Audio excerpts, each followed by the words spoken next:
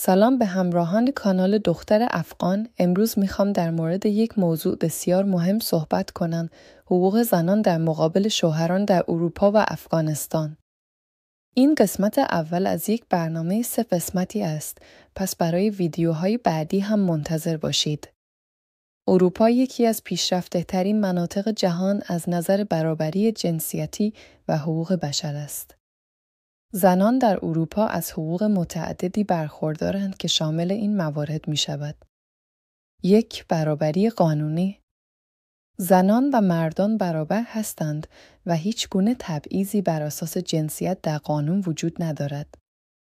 2. حق کار و استقلال مالی. زنان حق دارند شغل خود را انتخاب کنند و درآمدشان متعلق به خودشان است. 3. تصمیم‌گیری مشترک. تصمیمات خانوادگی مانند تربیت فرزندان یا مدیریت مالی باید به صورت مشترک توسط هر دو طرف گرفته شود. 4. حمایت در برابر خشونت.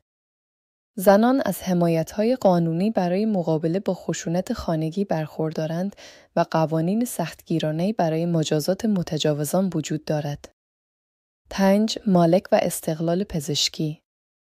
زنان حق دارند اموال خود را داشته باشند و در مورد بدن خود تصمیم بگیرند، از جمله در موارد مربوط به بارداری و سقط جنین. 6. حق طلاق و حضانت فرزند. زنان در اروپا حق دارند درخواست طلاق بدهند و حضانت فرزند بر اساس بهترین منافع کودک تعیین می شود. این حقوق نشان دهنده تعهد اروپا به برابری و آزادی فردی است.